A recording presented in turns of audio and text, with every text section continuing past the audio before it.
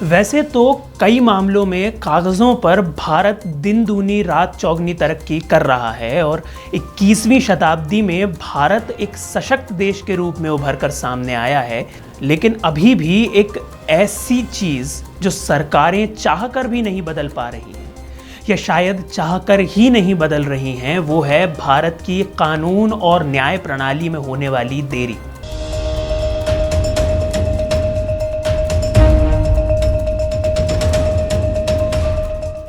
नमस्कार, मैं सृजन गिरदोनिया और आप देख रहे हैं द प्रोसेसर। आज की इस वीडियो में हम बात करेंगे भारत की लचर न्याय व्यवस्था और केसेस के रेजोल्यूशन में होने वाली देरी पर, खासकर उन दागी नेताओं और राजनेताओं की जिनके केस फास्ट ट्रैक कोर्ट में लंबित हैं लेकिन अब तक कोई फैसला नहीं आ सका है। आपको जानकर हैरानी होगी कि देश के राजनीतिक रूप से सबसे बड़े राज्य यूपी में नेताओं पर लगे 1200 से अधिक अलग अलग किस्म के केस अभी तक पेंडिंग हैं।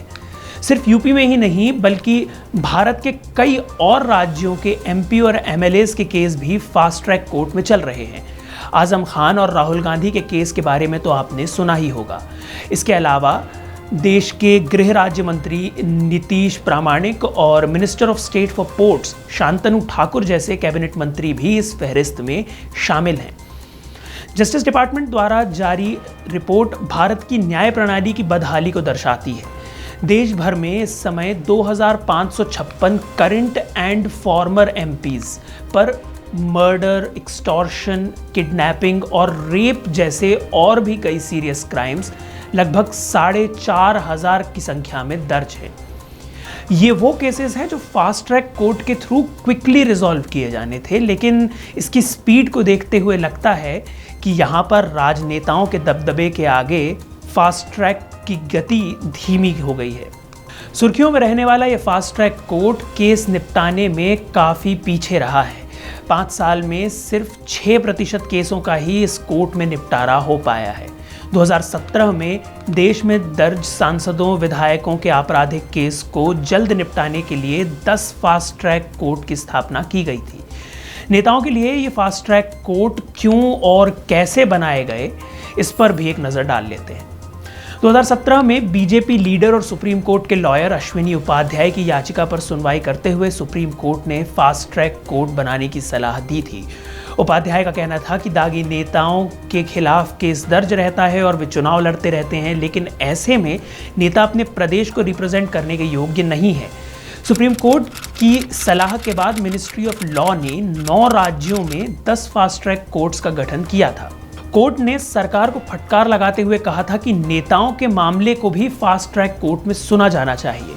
फास्ट ट्रैक कोर्ट के केसों की मॉनिटरिंग खुद सुप्रीम कोर्ट द्वारा की जाती है। एडीआर की रिपोर्ट के मुताबिक वर्तमान में देश भर में 1700 से ज़्यादा विधायक ऐसे हैं जिन पर आपराधिक मामले दर्ज हैं। इनमें से 1125 पर गंभीर आपराधिक मामले दर्ज हैं। कुल विधायकों की संख्या का यह 44% है। बात संसद की करें तो लोकसभा के 543 में से 233 सांसदों पर आपराधिक मामले दर्ज हैं, जिसमें से 159 सांसदों पर गंभीर मामले दर्ज हैं। इसी तरह राज्यसभा के 233 में से 71 सांसदों पर आपराधिक मामले दर्ज हैं। चाहे सत्तारूढ़ भाजपा हो या कांग्रेस और टीएमसी जैसी विपक्षी पार्टियां, दागी नेताओं से कोई भी पार्टी अछूती नहीं है। केस निपटाने में पिछड़ा fast track court. Department of justice की एक रिपोर्ट के मुताबिक पिछले 5 सालों में सिर्फ 168 केसों का ही निपटारा हो पाया है। यानी औसत देखा जाए तो हर महीने करीब 3 केस ही निपटाए गए हैं। इन अदालतों की स्लो प्रोग्रेस के कई फैक्टर्स की पहचान की गई है। सबसे पहले और सबसे महत्वपूर्ण, आपराधिक आरोपों का सामना कर रहे सांसदों और विधायकों के पास अक्सर सब्सटेंशियल फाइनेंशियल रिसोर्सेज होते हैं और उनके पास अच्छा खासा सामाजिक प्रभाव भी होता है, जिससे उन्हें कानूनी कार्रवाई को लंबा करने में या उसे डिले करने में काफ़ी मदद मिलती है। व्यवस्था में हेरफेर करने और सुनवाई को डिले करने की उनकी कैपेसिटी स्विफ्ट जस्टिस के इंटेंडेड ऑब्जेक्टिव्स की राह का रोड़ा बनी रहती है। इसके अलावा ऐसे उदाहरण भी सामने आए हैं जहां विधायक यदि उनकी राजनीतिक पार्टी राज्य चुनावों के बाद सत्ता संभालती है तो जजेस को परेशान करने के लिए अपनी अथॉरिटी का फ़ायदा उठाते हैं। अपने मामलों पर अध्यक्षता करने वाले जजेस का ट्रांसफ़र करा देना एक ऐसी सामान्य रणनीति बन जाती है, क्योंकि राज्य सरकार लोअर कोर्ट्स में जुडिशियल ऑफिसर्स को ट्रांसफ़र करने और पद स्थापित करने की शक्ति रखती है। ये इंडियन जुडिशरी में एक बहुत बड़ी समस्या है और इस तरह का हस्तक्षेप देरी को और ज़्यादा बढ़ाता है और न्याय देने में बाधा डालता है। बैकलॉग में योगदान देने वाला एक और महत्वपूर्ण मुद्दा गवाहों को डराना और धमकाना भी है। शक्तिशाली राजनेताओं से जुड़े आपराधिक मामलों में गवाह अक्सर जोर जबरदस्ती और हमलों के टारगेट बन जाते हैं। डर का यह माहौल अक्सर विटनेस टेम्परिंग का कारण बन सकता है, जिसमें उनके बयानों को बदलना भी शामिल है। इससे न सिर्फ न्यायिक प्रक्रिया बाधित होती है बल्कि जुडिशरी पर भी भरोसा कम होता है। इसके अतिरिक्त जब एक न्यायाधीश को एक विशेष अदालत में नियुक्त किया जाता है तो उनको अक्सर मामलों का एक बड़ा बैकलॉग मिलता है। पुराने और नए दोनों मामलों को संभालने का बोझ इन न्यायाधीशों पर एक्सेसिव प्रेशर डालता है, जिससे खास तौर पर सुनवाई और मामले के समाधान में देरी होती है। फास्ट ट्रैक अदालतों की गंभीर स्थिति तत्काल या अर्जेंट अटेंशन और मजबूत रिफॉर्म्स की ज़रूरत को और पुख्ता करती है। राजनीतिक संस्थाओं से एडवर्स इफेक्ट को रोकने के लिए न्यायपालिका की स्वतंत्रता और अखंडता की रक्षा करने वाले सुरक्षा उपायों को एस्टैब्लिश करना ज़रूरी है। गवाहों को डराने धमकाने से बचाने, उनकी सुरक्षा सुनिश्चित करने और कानूनी व्यवस्था के साथ उनके सहयोग को प्रोत्साहित करने के लिए सख्त उपाय लागू किए जाने चाहिए। विशेष न्यायाधीशों पर बोझ कम करने के लिए उन्हें पुराने मामलों से राहत देने वाला सिस्टम स्टैब्लिश किया जाना चाहिए।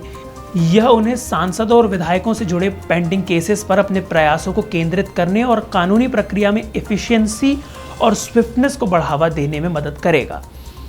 सांसदों और विधायकों के खिलाफ आपराधिक मामलों को सुलझाने में फास्ट ट्रैक अदालतों का खराब प्रदर्शन न्याय प्रणाली में एक संगीन विफलता को उजागर करता है। मामूली 6% सफलता दर और प्रोग्रेस को स्लो करने वाले रोड ब्लॉक्स के साथ कानूनी व्यवस्था में जनता के विश्वास को बहाल करने के लिए तत्काल सुधार बेहद आवश्यक है।